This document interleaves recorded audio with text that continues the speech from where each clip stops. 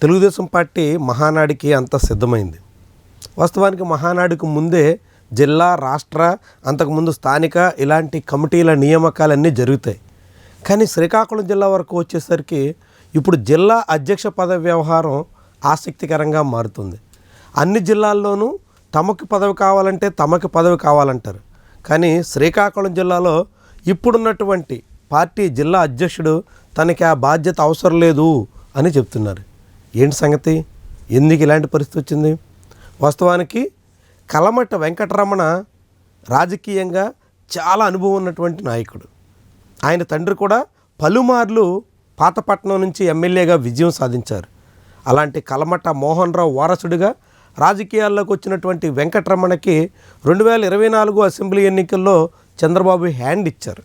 దానికి గాను ఆయన తీవ్రంగా కలత చెందారు. తెలుగుదేశం పార్టీ మీద తిరుగుబాటుకు కూడా సిద్ధపడ్డారు.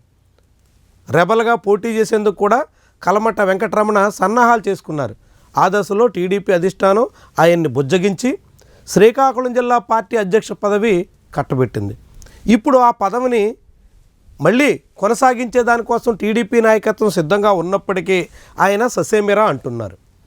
దేనికి అంటే ప్రస్తుతం తెలుగుదేశం పార్టీలో ఆయనకి ఏ మాత్రం సఖ్యంగా ఉన్నట్టు కనిపించట్లేదు.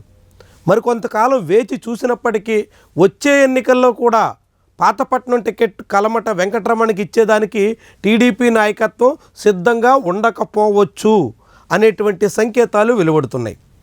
దాంతో కలమట వెంకటరమణ ఇప్పుడు వైఎస్ఆర్సీపీ వైపు చూస్తున్నారు. వాస్తవానికి ఆయన 2014 ఎన్నికల్లో వైఎస్ఆర్సీపీ టికెట్ మీదే గెలిచారు.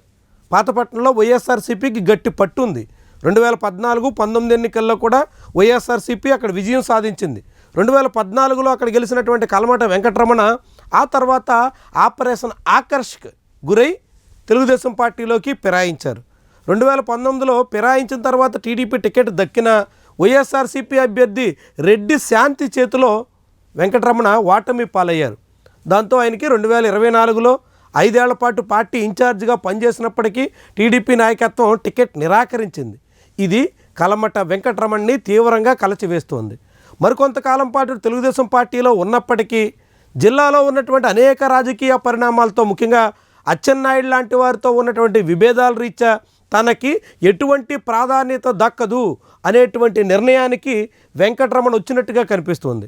అందుకే తెలుగుదేశం పార్టీ జిల్లా అధ్యక్ష పదవిని కాదని వీలైనంత వేగంగా వైఎస్ఆర్సీపీ వైపు చేరిపోవాలనేటువంటి దృష్టితో ఆయన ఉన్నట్టుగా అనుమానిస్తున్నారు.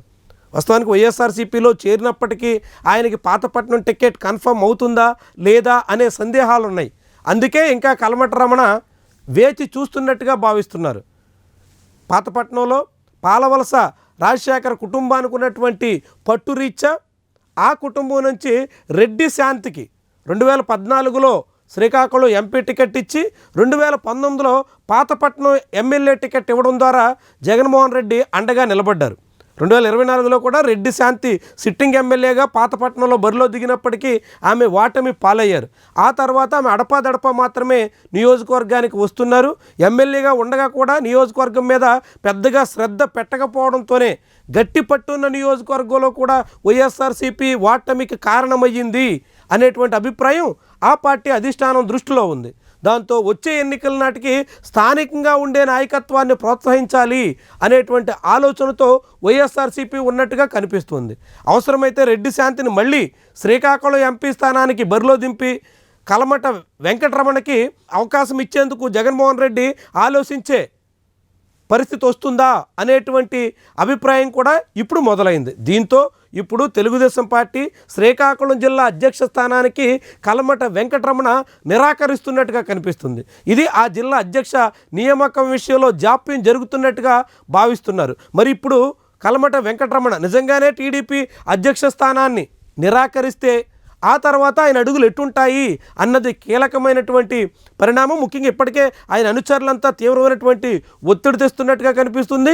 వీలైనంత వేగంగా వైఎస్ఆర్సీపీలోకి వెళితే అక్కడ బెర్త్ కన్ఫర్మ్ చేసుకునేటువంటి ఛాన్స్ ఉంటుంది. చివరి నిమిషంలో పార్టీ మారదామనుకుంటే అప్పుడు వచ్చేటువంటి అనేక రకాల సమస్యలు కూడా దృష్టిలో పెట్టుకోవాల్సి ఉంటుందని తన సన్నిహితులు కలమట వెంకటరమణకి తెలియజేస్తున్నట్టుగా భావిస్తున్నారు. మరి ఇలాంటి ఒత్తిళ్ళన్నిటికీ ఆయన లొంగుతారా? త్వరలోనే మళ్ళీ వైఎస్ఆర్సీపీ గూటికి ఆయన చేరే అవకాశం ఉంటుందా?